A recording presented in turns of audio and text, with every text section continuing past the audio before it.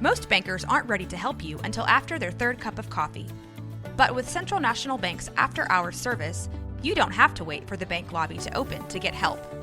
You can contact us from 6 to 8:30 in the morning or from 5 to 10 in the evening, and we'll connect you to a real, live, local person who can answer questions and fix problems 7 days a week. Bank different. Bank Central. Central National Bank. Member FDIC. This is a Rogue Media Network podcast. Coming up on the Payoff, Dave C. is a legend in recovery. I know him personally. He's impacted me a great deal. He's got more than 30 years of sobriety. I think he's coming up on about 35 years, in fact. And he's got an amazing story.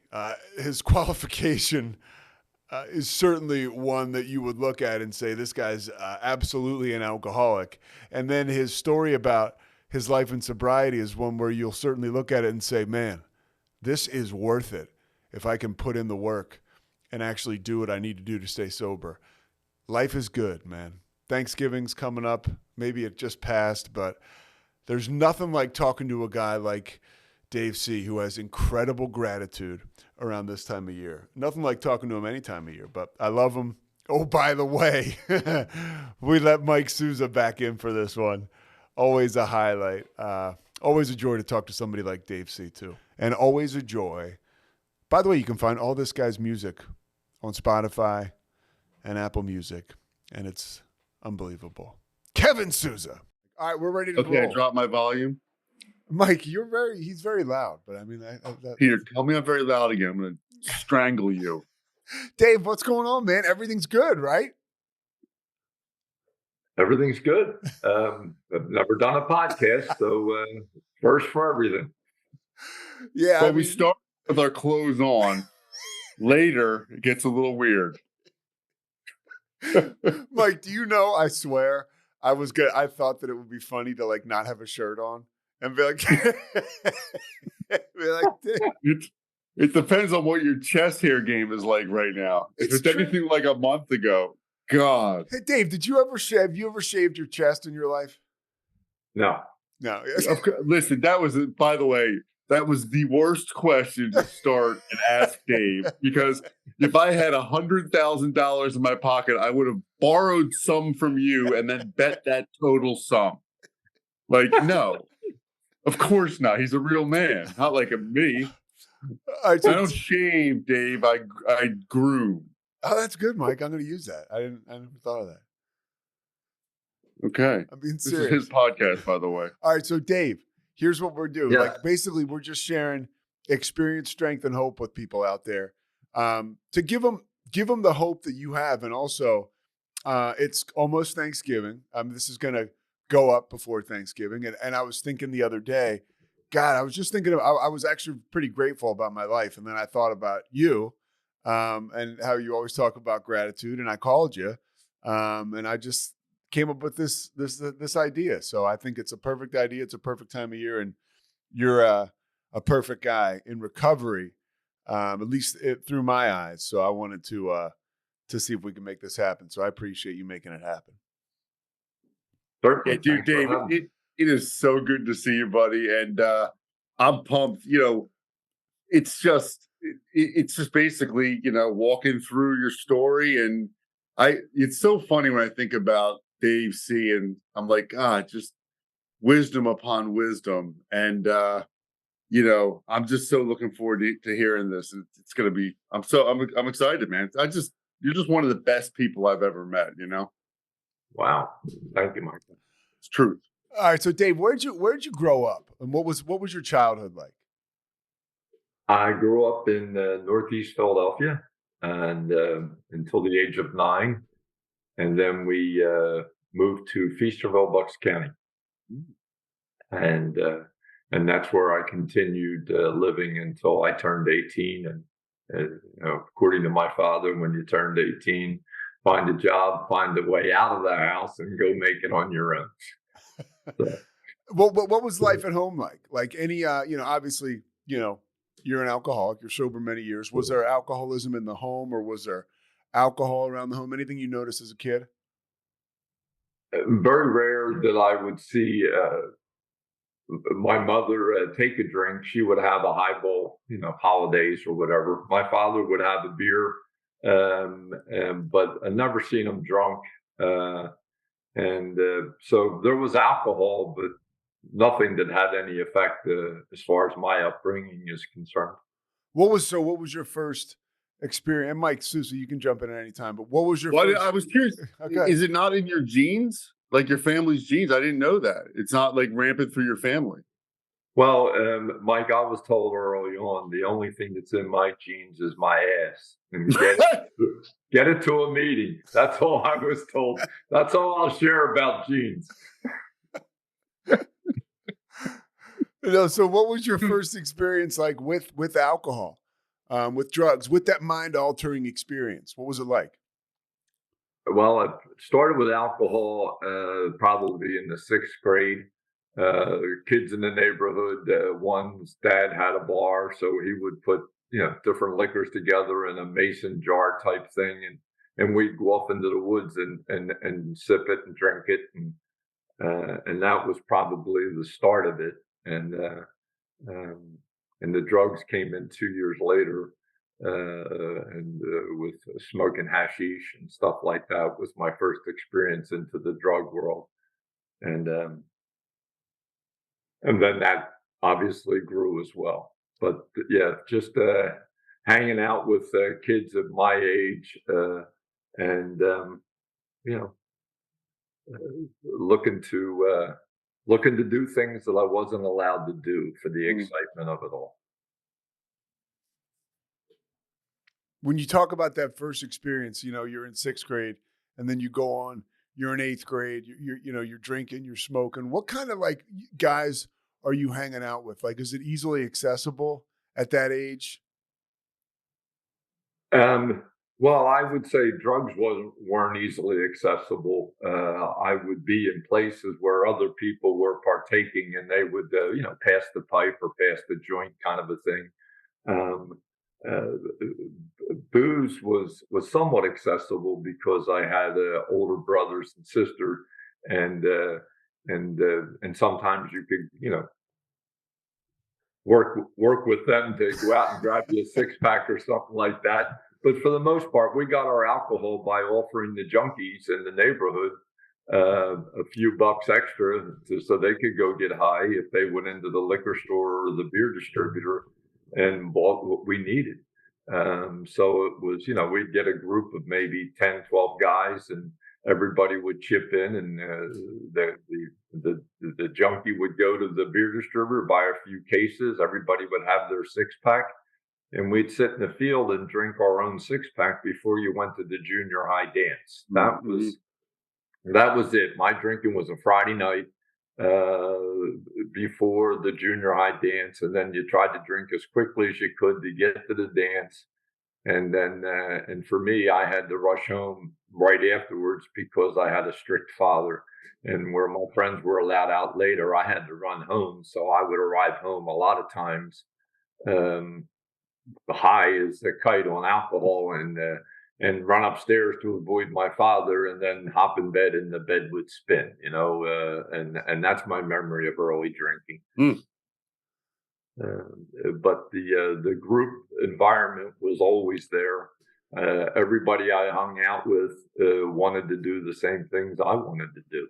We wanted to, drink booze and do drugs and just get high, and that was it. Well, here's the thing that separates us from the pack, right? At least I always talk about this, and I know you've heard me say it, my brother has, and people that listen to this have. Like, when I was a kid in grade school, I was so nervous to go to these dances you talk about. And then when we started to drink, I could not wait to get there.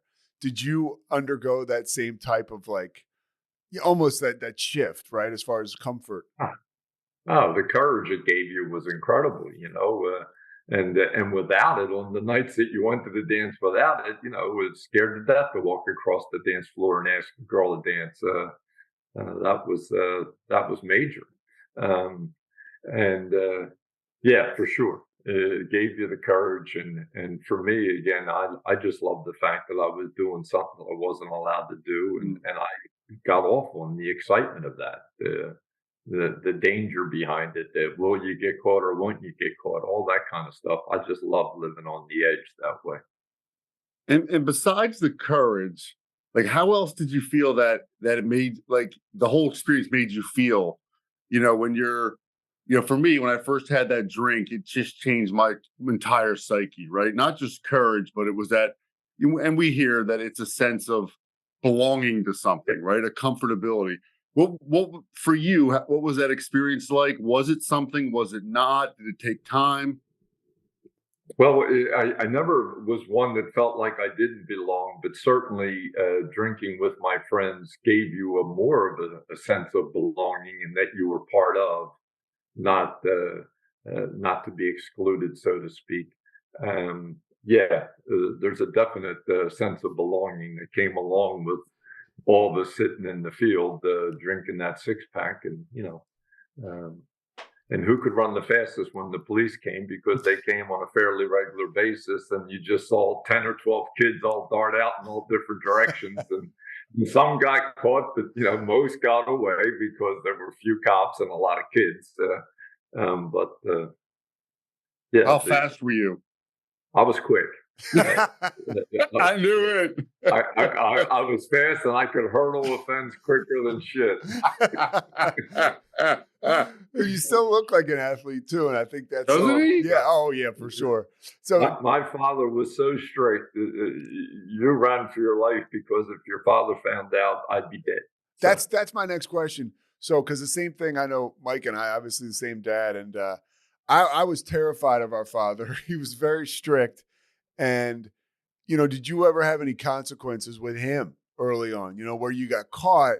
Because here's this thing, right? We're terrified. We're terrified of getting in trouble, but we keep doing it, right? Almost because, for me, it was what was calling me. Did you ever have any consequences at home before you got out into the real world? Well, I was arrested at the age of 14 for stealing 8-track tape players, so that tells you my age, and tachometers and different things from automobiles.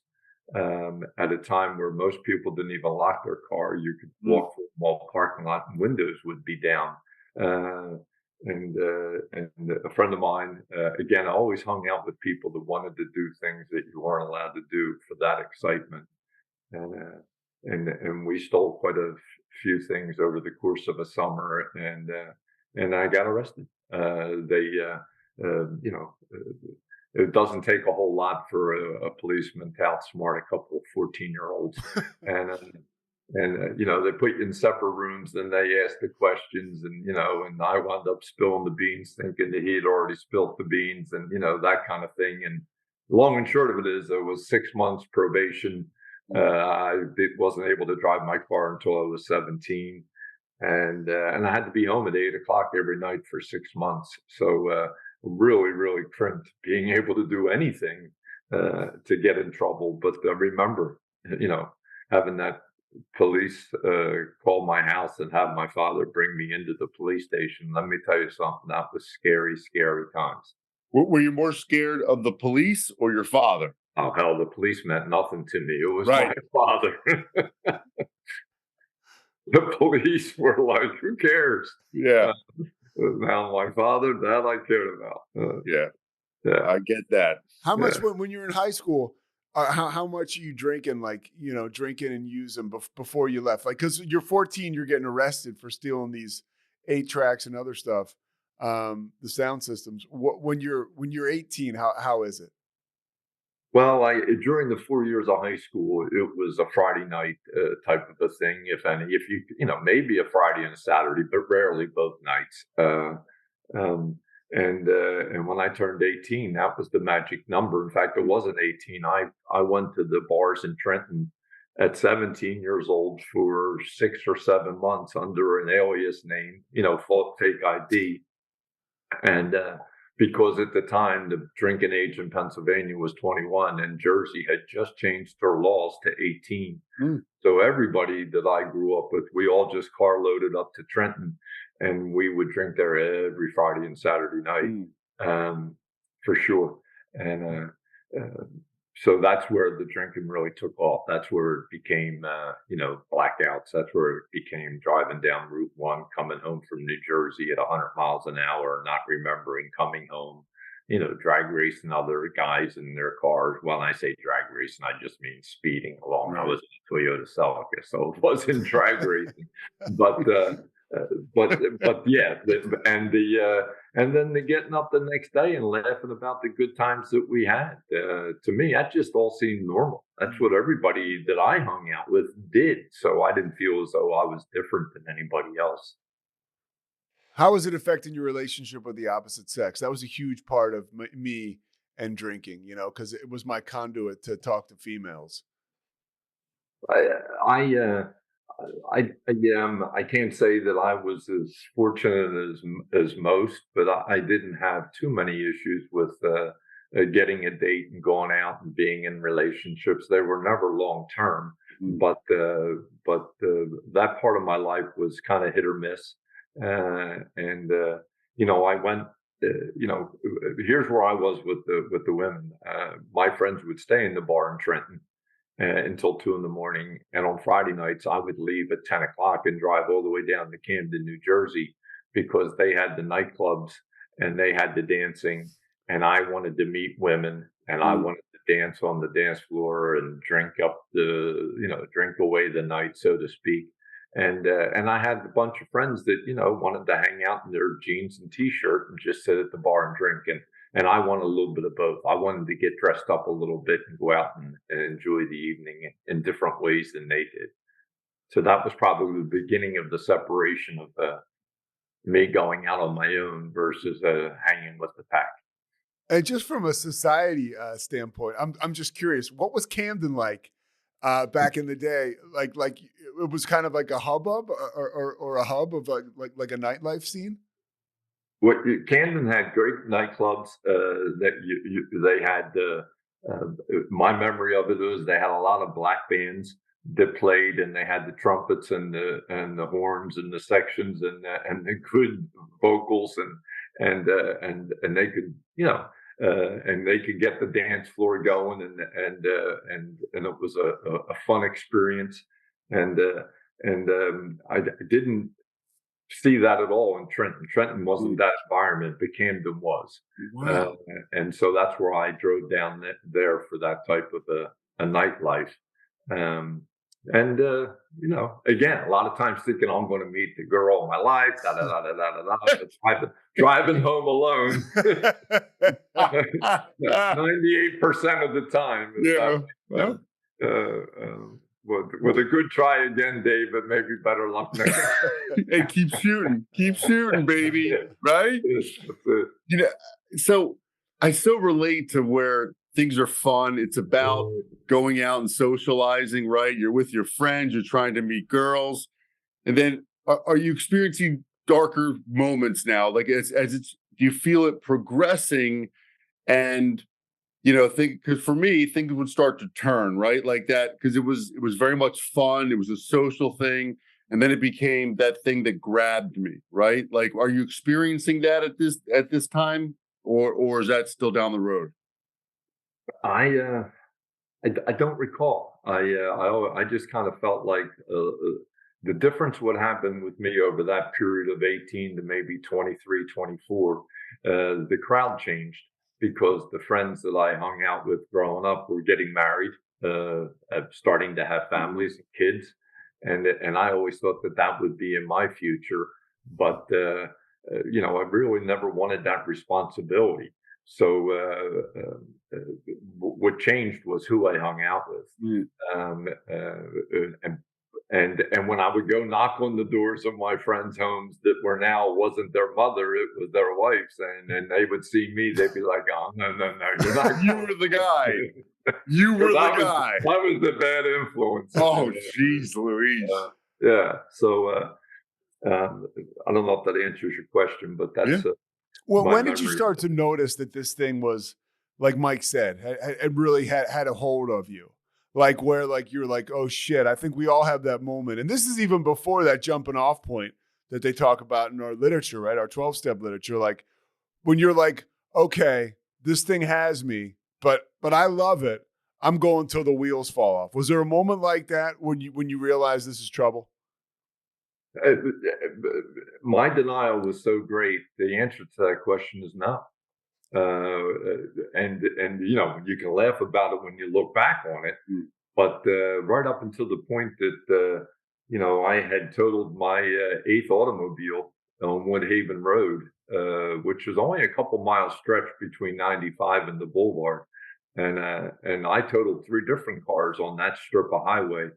Um, and the last one was doing 80 miles an hour, and I went up underneath the tractor trailer. And had I not been passed out at the wheel, I'd been decapitated. I say that because when I went into work with 100 stitches in my face, looking to go out and do my job, and my president of my company pulled me into his office and said, "Dave, you can't go out and call on customers looking the way you do." And I said, "Hey, I may not look the same, but I'm still the same guy inside. I'm still, you know, a good salesman. I'm still." And then what happened was is that my sorry, that's my computer. What happened was um, uh, You went they into saw work. Yeah. that. Yeah, they saw something, and I was still clueless. Yeah. Still clueless. And here I was, you know, all banged up, big time. But now I'm coming to at Tarsdale Hospital after that accident with the doctor saying, you know, well, did you ever think about not drinking? And I would sit there as I'm being stitched up, going, "What do you think, I planned this?" You know what I mean? To me, it was what a dumb question that is. Because I was clueless to the fact that the booze and the drugs was the problem. And I mean that sincerely. I was clueless. I sat with so when my employer said I need to do something about my drinking, that infuriated me, because just a few years ago, I was their top sales producer. Just a few years ago, I was this. Everything was just a few years ago, from because of the age of 26 to 28. I was spiraling downhill big time, and I didn't know it. I couldn't see it because my denial was so great, and I had a family that were great. Oh, you don't have a problem. You know what I mean? So they were right there playing along with it. But the Philly court system thought I had a problem, and my employer thought I had a problem. And so therefore I had to wind up doing something about what they thought was a problem. And prior to going and doing anything, I sat with a car agent that leased cars. And I sat with him because I was going to ask him about leasing a car versus buying a car, because I had 4 different cars that I was paying car loans off on, and I didn't have a car. I was without a car, and I'm paying off 4. So I'm thinking, well, maybe buying them isn't working. Maybe I need to lease them. And here's the thing, and why I tell this story. I asked him about the 9-passenger Buick station wagon, because I needed a station wagon for delivering what we sold. And I had a 6-passenger Buick station wagon on Woodhaven Road, and almost killed myself. And the answer, Pete, and Mike, is I needed a bigger car, because I knew it was going to happen again. And son of a bitch, I almost killed myself in the 6-passenger wagon. I need a bigger car. Never, ever, ever dawned on me that bottle of Jameson that came rolling out from underneath the seat had anything to do with what my problems were. Just needed a bigger car. Yeah. It's amazing to me where this disease can bring us, right? Here you are. Any normal person would step back and look at this and say, you've got 4 car loans and no car. And that's one of my favorite Dave C stories, right? I never heard it. Oh, yeah. And you're like, what? Like, what's the problem? Like, you're so in the swirl of addiction, you almost lose your upper torso, your torso and your head in an accident, but you're good. Drinking's not the problem. It's amazing that that's where we go to before we sometimes get help. It's just bad luck. I just had bad luck, you know what I Yeah. mean? If my luck would change, you know, yeah, that's how bad my denial was. I was completely unaware of it. But how about this? You still have a job.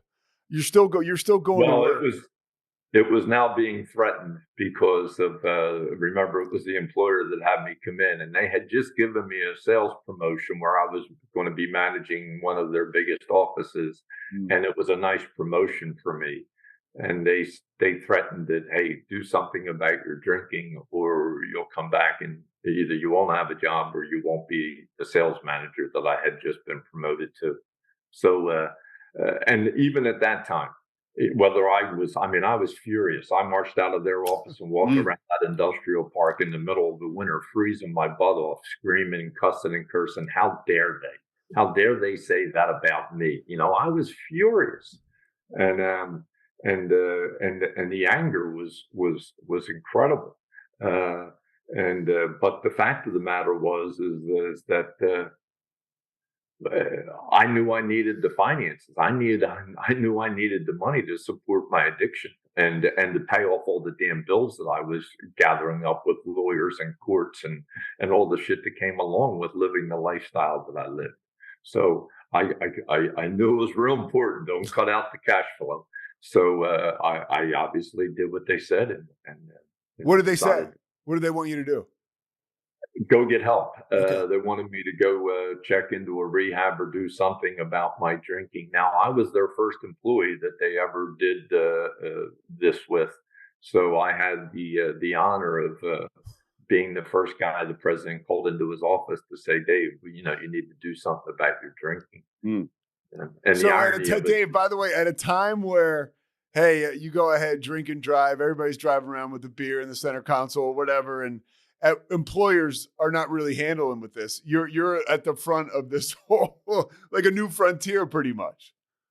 Yes. And the irony of it is 3 years later, I 12-stepped the man that sent me and, and became his sponsor and have been sponsoring him ever since. I did not know that. That's crazy. He had his own problem and he totaled a car 3 years later and called me and said, hey, I think I have a problem. And I was able to go help him. And to this day, I've always told him he saved my life by calling me into his office that day. That's amazing. It saved my life because I'd have been dead. I always swore I'd never live to be 30. And truthfully, I didn't care. And I was 28 at the time when he told me I needed to do something about my drink. And what did you do? Did you go to rehab? Did you start going to 12-step meetings? Like, what was your next step after that? Well, I ran into a guy that I used to work with in the city because I worked in the city and I was down there to see the Philly court systems because they were kind of suggesting and recommending the same thing. In other words, if you don't want to go to jail or if you want to get on this ARD program or whatever it was that they might have been offering me at the time, I needed to do something. And so I wound up running into a guy who said, oh, yeah, there's a place up in Ben Salem. You should go check that out. So I had a lead, so to speak. So I said, okay. So my brother and I went to this particular facility and I said that, you know, I might want to check into your place. You know, your brother's just strictly support, right? Right. He's just supportive. Yeah. And he drove me there because I didn't have a car. And he had a car loan. But they, you know, it was clear that my ego was, well, show me around your place. Let me know if it's up to my standards of checking in. And thank God they understood the ego and the mentality of the still sick and suffering. And they gave me a tour of the place.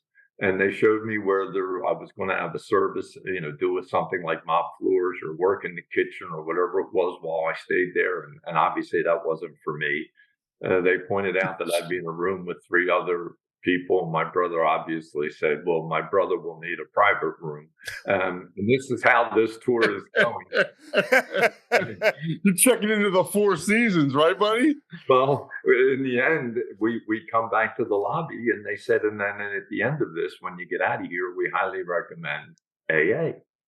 And just so you know, that's the first time I had ever heard any correlation to alcoholic in my mind. Nobody had ever said to me, "Oh, you're alcoholic." I never ever looked in the mirror and said to myself, "I'm alcoholic."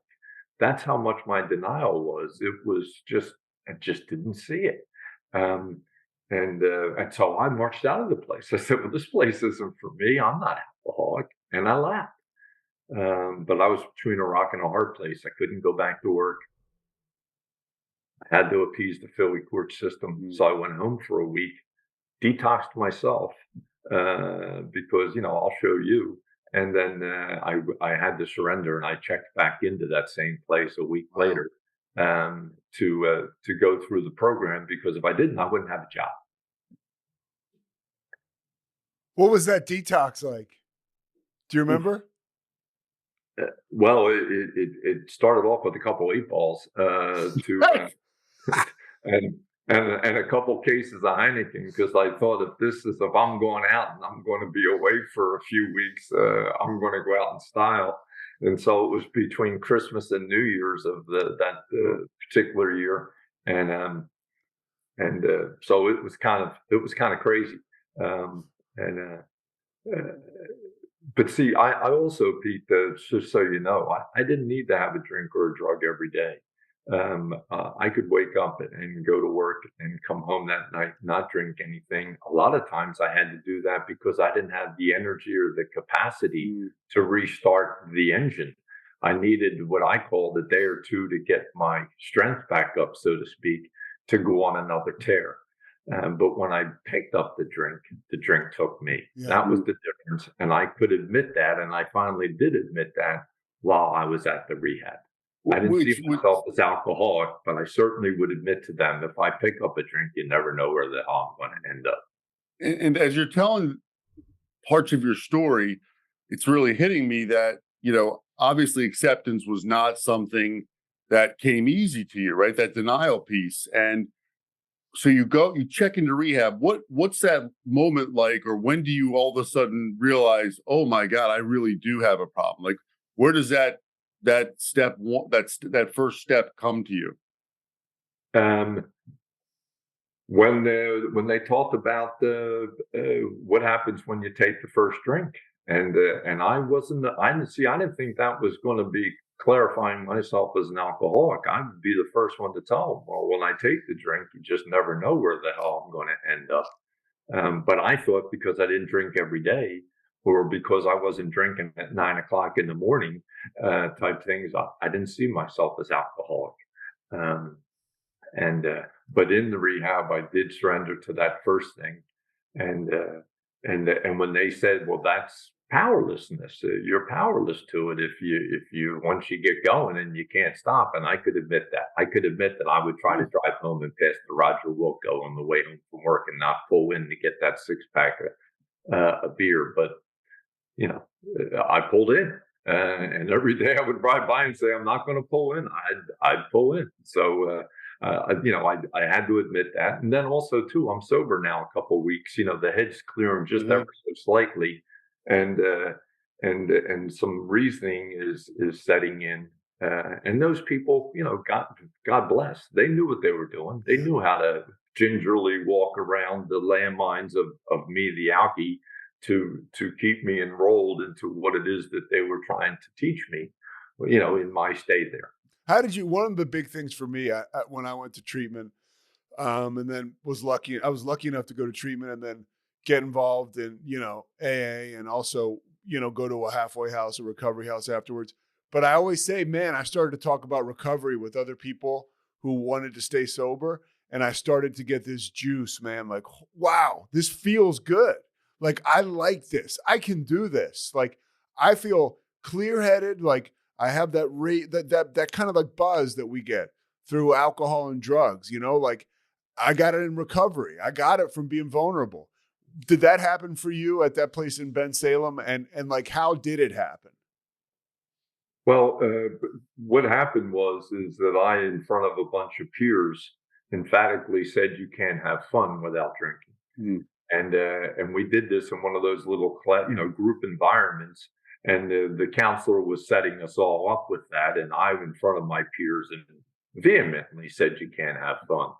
And she created a little game that we were playing amongst ourselves, and all I can share is 10 minutes later we were all peeing ourselves laughing.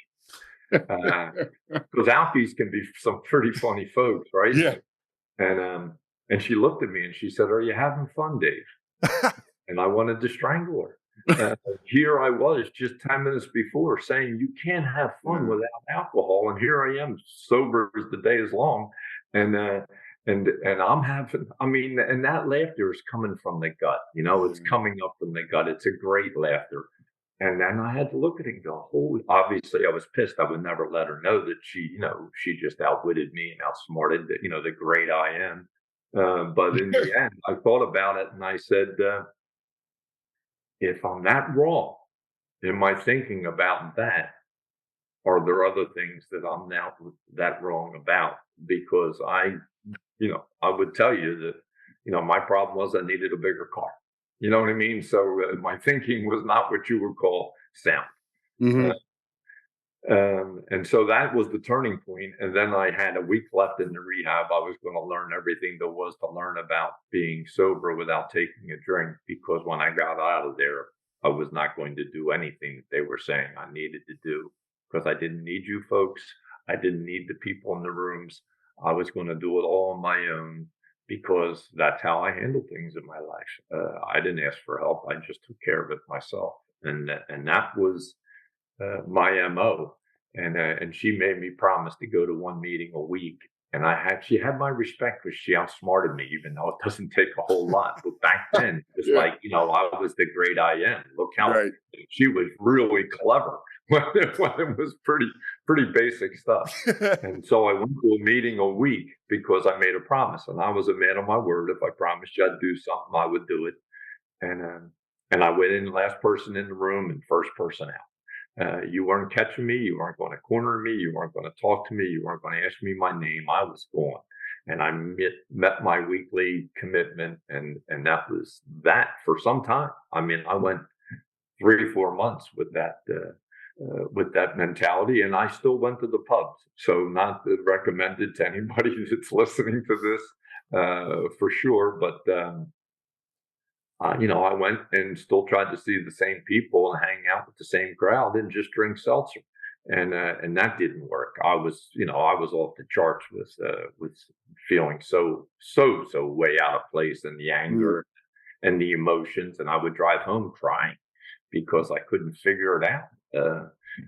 So that was my early sobriety. I was not a real good sober person in the first 4 to 6 months of Mike asks, by the way, I don't love, it's impactful when you tell the story about when you were hanging out, early sobriety, right? You're hanging out with two buddies and you're at a nice restaurant, and same deal I'm hearing from Dave. Like, it's like you're with these guys, you're probably not quite ready in the headspace to be in those environments.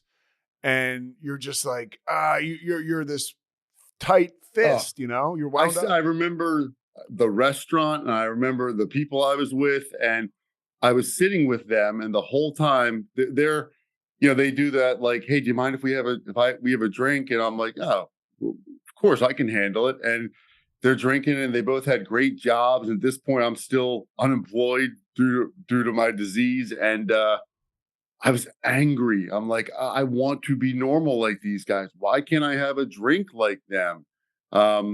It was pain. It's palpable just talking about it now. And the other side of that is, comparing your insides to somebody else's outsides. One of the guys who seemed to have his shit together, great job, great family, 20 years later dies in a hotel room by himself with a bottle of vodka. And I wanted that, right? I wanted that. I romanticized what they were going through. And And I was, as you're talking about your first 4-6 months, what for you flipped that switch to become a part, right? To go from a visitor to a member of a program? Great question. And what kept me a visitor during that time was I would meet people that came in after me that I obviously didn't like. I was very opinionated, and so now you're 30 days less sober than I am, and I don't like it. And I already know I ain't picking up a drink because that would mean you'd have more sober time than me. So that kept me around for a few months, I'll have to say. But the tipping point was you start going to the meeting because you're afraid to lose what you got. Hmm. And I could definitely see a change. Everybody that I knew could see a change in me as far as how I looked. I would go to a family get together, and my nieces and nephews were crawling all over Uncle Dave as we're rolling around on the floor, and they never wanted anything to do with Uncle Dave at previous family functions. So it's like the family dog, I guess. I guess they kind of have a sense of who's safe and who isn't. Yeah. And so I was enjoying that. I was starting to enjoy that, and but the what really changed things was getting a coffee commitment. Somebody enrolled me into grabbing a commitment, and it meant I had to get there an hour and 15 minutes before the meeting started because it was the 100-cup urn that took an hour to brew. Wow. And so you had to get there early. And then while you were there, you would meet all the people that would come traipsing in and realize there was a lot of people that came to meetings before the meeting. And you start chatting with them. And all of a sudden there's this, I'm laying out the cookies and I'm putting everything the way that I like it. And it's and now you're in my kitchen, now I'm serving you coffee and cookies and whatever. But I felt like I belonged. It felt like I describe it, Mike, as dipping your toe in the pool. Yeah. Everybody's in the pool having a great time, and I'm still walking around the pool dipping my toe because I can't make that commitment to jump in. And finally, once I jumped in, I started having all the fun that everybody else was having and realized it wasn't that big a deal. In fact, why did I wait so long to do? But that was my journey. That first year was ups and downs and everything else. But that coffee commitment at about 9 months sobriety saved my life. How was your energy changing? Because you have great energy, and for anybody, I got to know you right through the rooms and through recovery, and you're just like one of those people who is quick with a laugh, quick with a smile. Were you always like that, or did you lose it? Like I did. I went dark, right, in the midst of my addiction, and then I got it back when I got sober. The light in my eyes came on, and the light in my spirit turned on as well. I was fortunate enough to grow up. I have 5 brothers and a sister, and they're all loving. Like I know and so the personality of being a little outgoing and having fun and enjoying life was part of my upbringing, for sure. I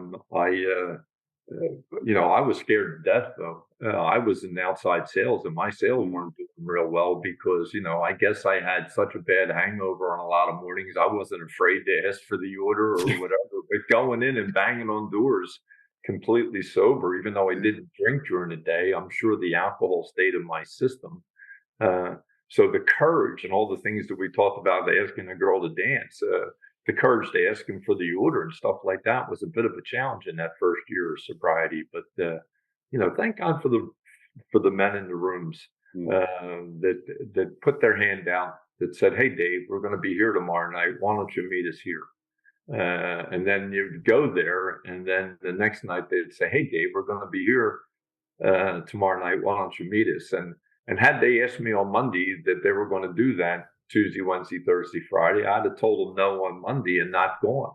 But they were really, really good at how to slowly enroll me into going to meetings, and as a result of that, that's the only thing that saved my life. I mean, that's who you talked about, what gives you hope. The hope was that these people took the time out of their busy calendar to give a damn about somebody like me, who truthfully didn't give a damn about you whatsoever.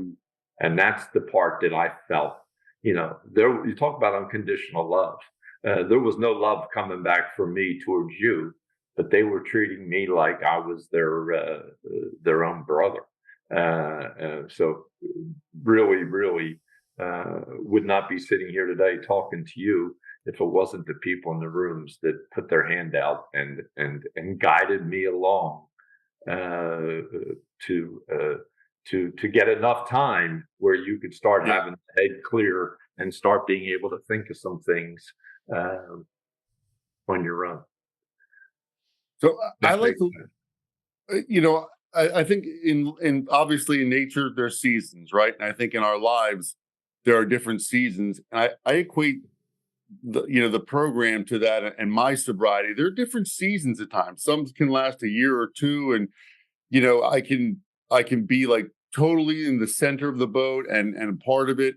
So over 30 years of sobriety, right? There are a lot of seasons within that 30 years, right? And like all of us, you've dealt with some ups and downs, turbulent times, right?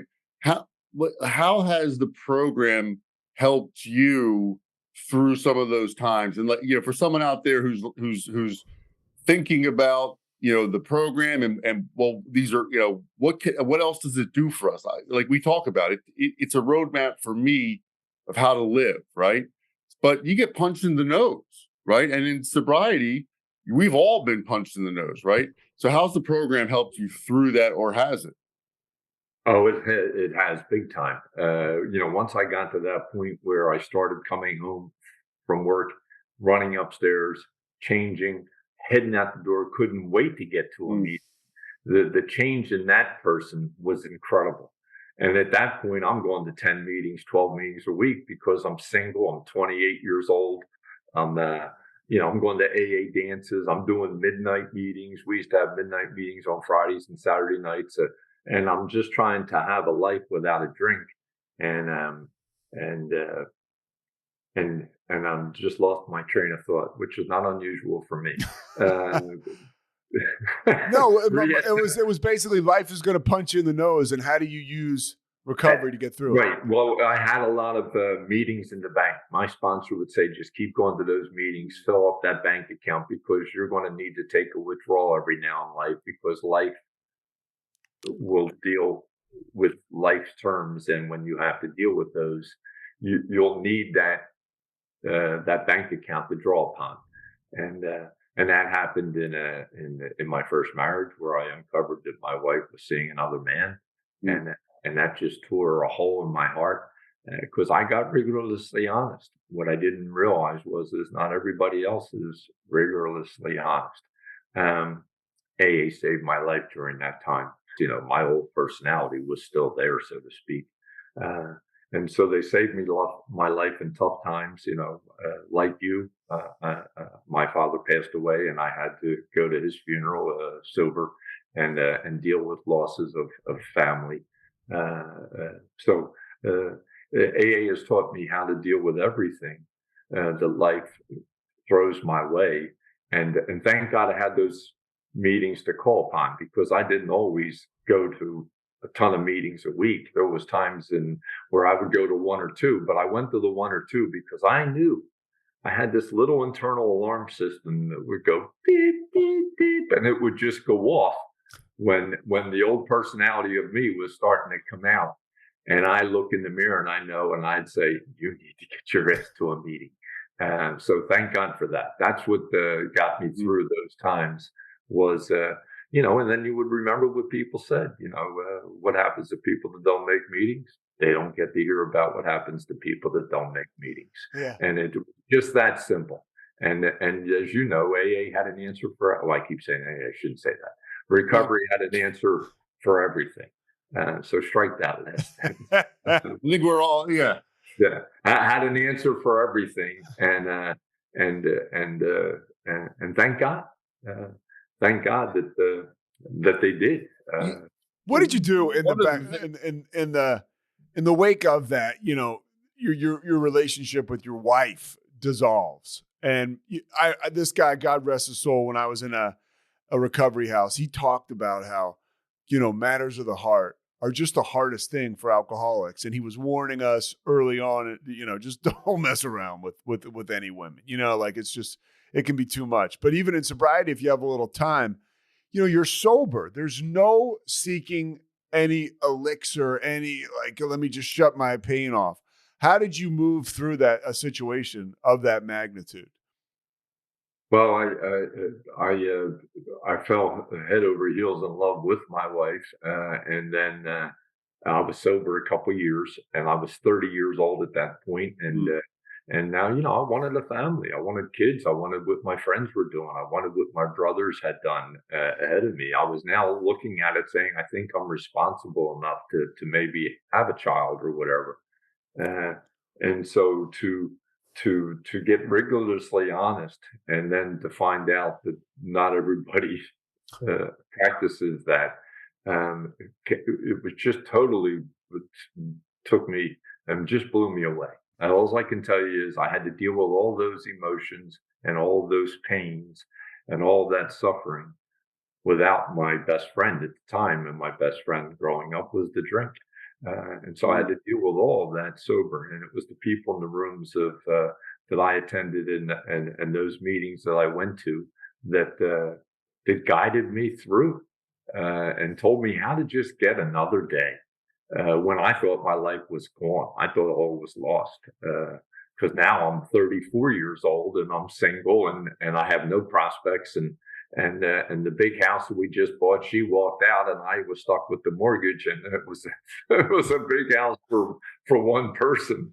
And in 1989, 1990, the real estate market dropped, and so what I had was a home that was worth $60,000 less than I paid for it.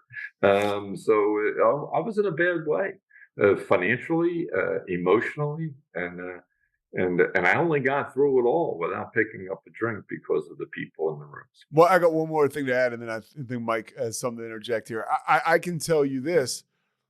Sharing stuff like you shared with us just here today, and like you did on meetings openly, you know, years ago, really helped me. Like going through a situation where I put all my eggs in one basket with a relationship, and it had started to implode. And you were a guy who I looked up to so much, and you shared something like that. Like it's okay to hit the mat in life, in a relationship, when you think you've got this thing that really turns out to not be what you thought it was.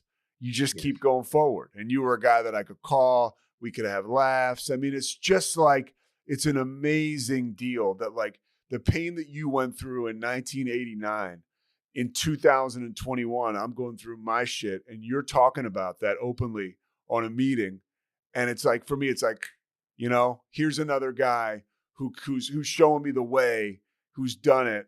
And I want to be like where he is now, because he's happy and he's free. And that doesn't mean you're not going to experience bumps in the road, right? But like, it's just crazy how this thing works. It's amazing. What a gift, right? Oh my God. And I say, oh my God, because all of it's based upon the man upstairs. Yeah. Mm-hmm. He led me to the rooms. And from there, you want to talk about gratitude. My gratitude to my God, as I understand him, and the fellowship is second to none. I get on my knees every day and ask him for another day. I don't take that day for granted.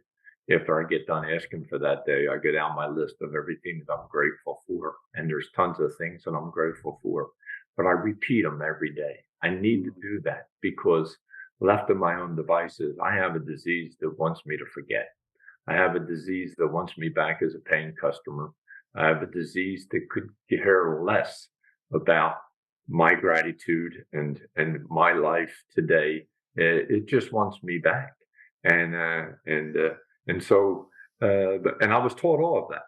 All those things were taught to me. And as you shared, Pete, I'm able to give back some of that hope to you when you're going through a relationship issue because, hey, I lived it. So that's what we do. We learn, we deal with the pain, we deal with all the emotions, we deal with all the stuff that life gives us. And in the end, you hope that you can stick around long enough to give some of that back to somebody else who might need that.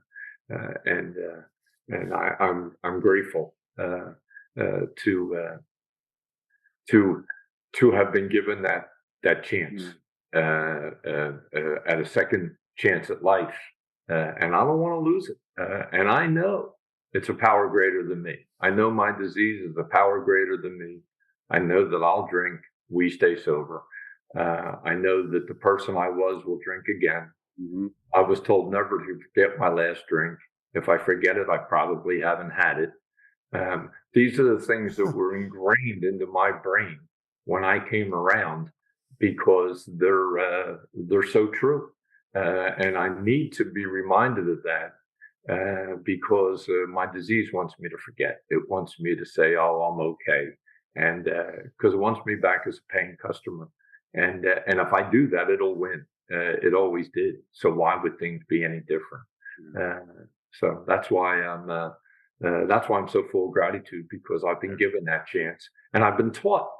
Now it requires work. I got to get out and do what it tells me I should do, but I don't mind doing the work. I was never afraid of work. And the beauty of it is I'm not working alone, because I'm on the calls or I'm on with people like you. It's a fellowship. It's not an I program. It's a we program. And for that, I am truly grateful. And that's, Peter said it at the beginning, and you just talked about gratitude. You're somebody who, you've been in my life for about 10 years now. We met at 707, a group, and you have this deep voice and you command the room. And I remember, because it was a very local group of people, and then you started coming with some of your buddies, and so much more energy was infused to that. And I got to know you even just for a minute or two after a meeting, and or grabbing breakfast at First Watch, and your enthusiasm for the program was again palpable, as is your gratitude.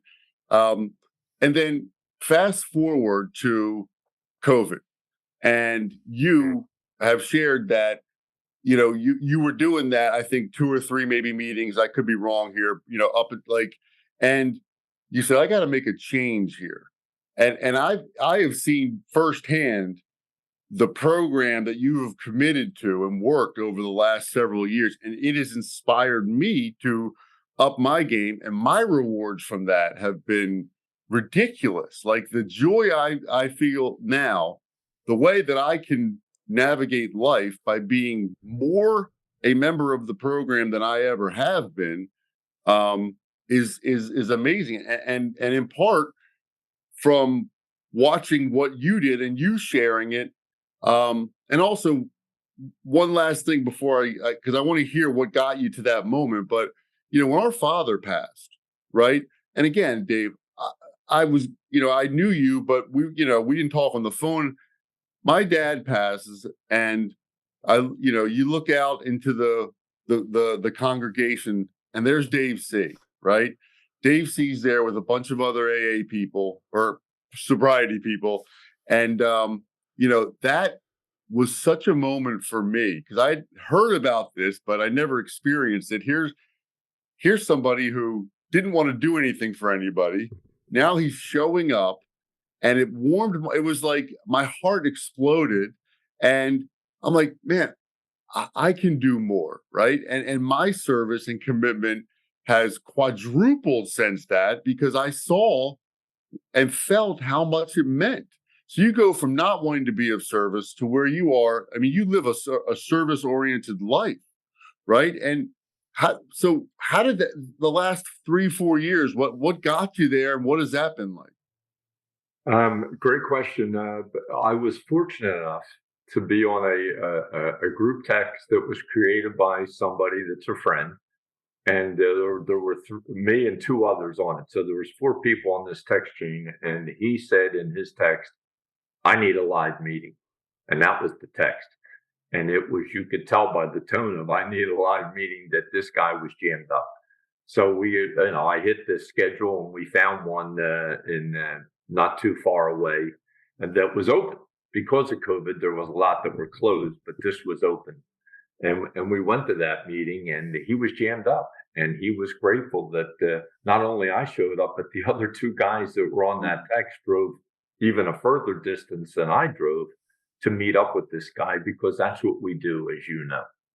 And but as a result of that, as I sat in that room, I had this, as I told you, I went to one meeting a week for the first 6 months. I was not a 90 and 90 guy. But I got this all of a sudden, this thought came to my mind. I'm going to go to 90 meetings in 90 days. Where that came from, today I know higher power. Today it was generated by the man reaching out for help and us just showing up to be of service. And so I'm grateful for that, because I started that 90 and 90, and like a typical alky day 91, well, I don't need to go to a meeting. I did my 90 and 90. And so I missed day 91. But it only took till day 92 to say, wait a second, you've just been sharing for the last few months how much better your life is today, and how much better you feel about your relationship with your higher power, how much better your life is going with your family members right now, how much things had changed just because I had really upped my level of commitment to the fellowship. And I said, well, if it's doing that good for you, why would you cut it out? So I just started going again, and that was a couple of years ago, and I haven't missed. I go every day, at least once a day, and I do that because it works. I do that because I've never ever felt better in my life. And so the man that scoffed at the 90 and 90 when I first came around now would be the first one to say how much it's helped me. Now, and here's what I'll end with this, Mike, is that if you're doing that many meetings and you're going to that many meetings, you feel part of. I was a gypsy in the fellowship for years, because I would go to a meeting in town where everybody just showed up because it was during work. And right after the meeting, everybody bolts back to the office. So I never really had a lot of connections over time. And so I was more like a gypsy. Well, when you start going every day, you really do feel like, hey, I belong here. I'm in the pool. Yeah. And as a result of that, you feel as though now you really do have something to offer somebody, and maybe you do have something to give away. And then lastly, you can't meet a newcomer if you're not at a meeting. So what I found out was I all of a sudden started having people coming up to me and saying, hey, I want what you have.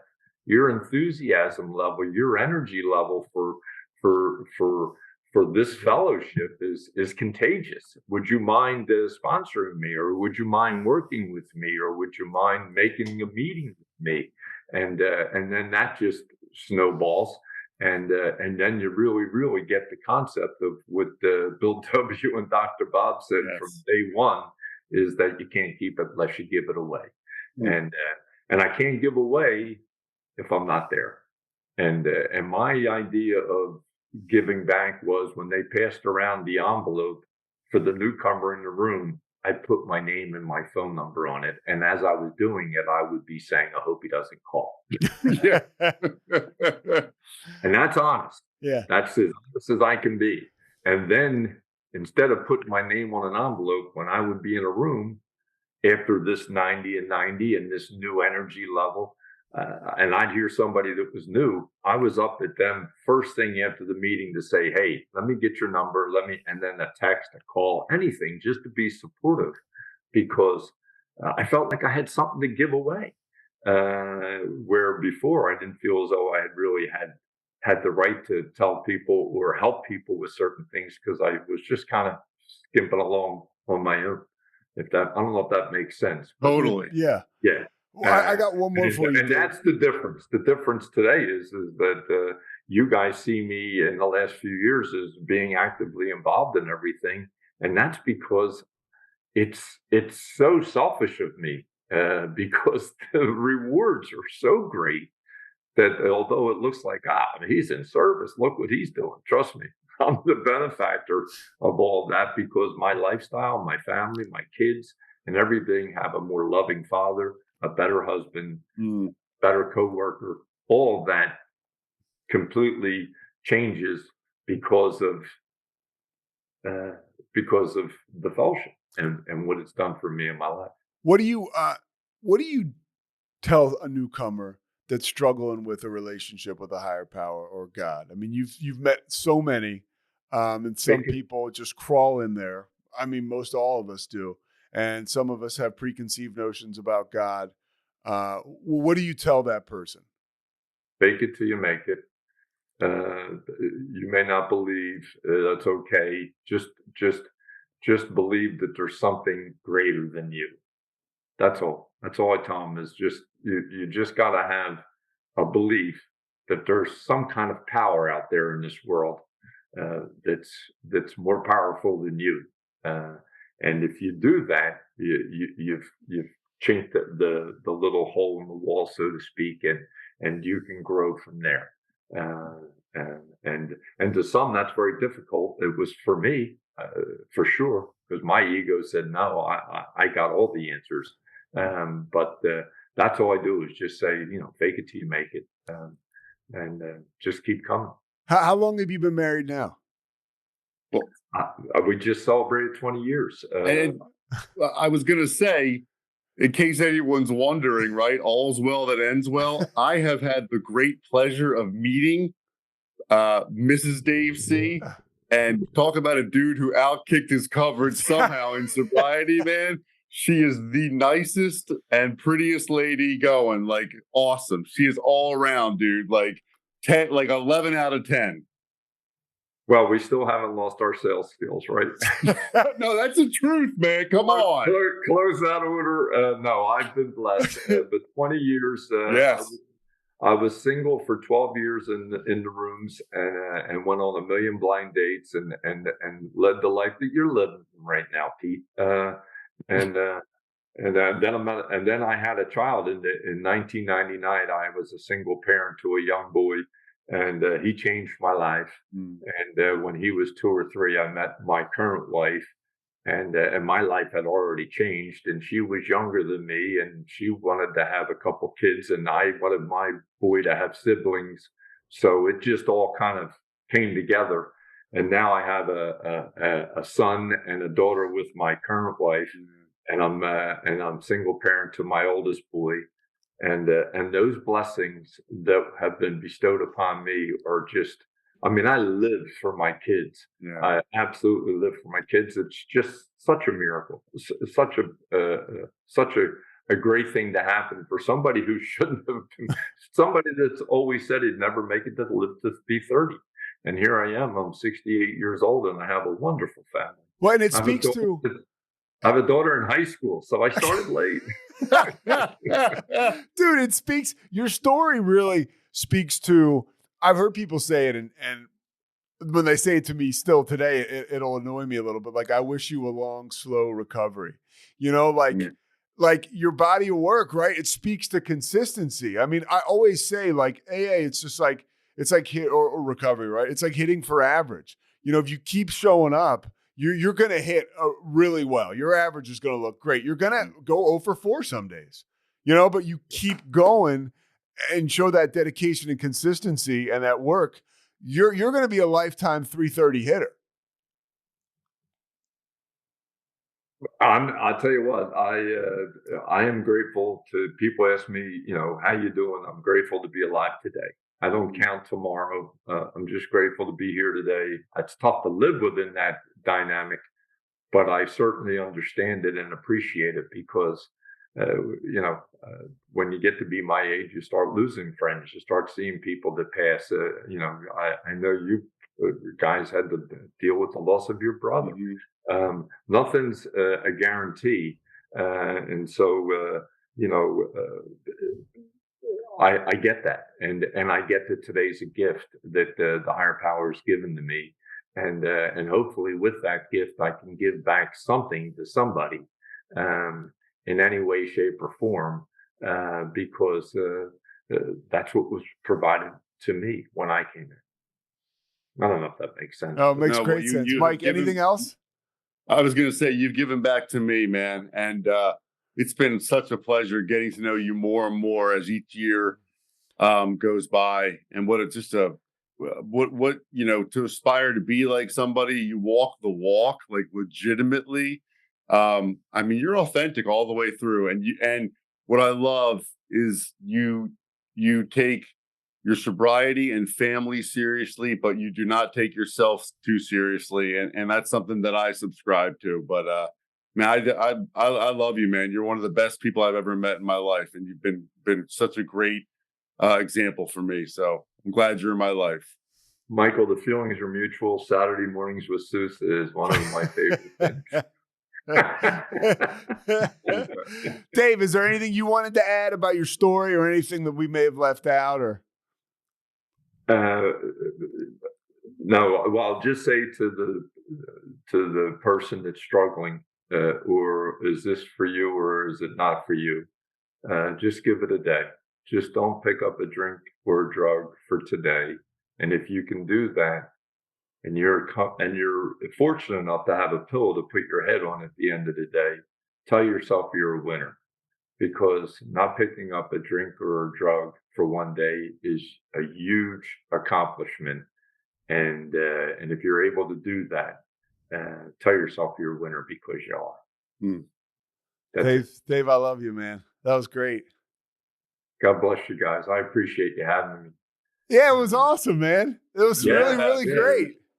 That was really, really good, man. Like, that's like good, honest sobriety that people can relate to, right? Like, awesome. Well, I'm grateful. I have to tell you, I was a bit nervous for sure. Yeah, it was great, dude. It was great. Awesome, dude. Yeah. Jesus. Yeah.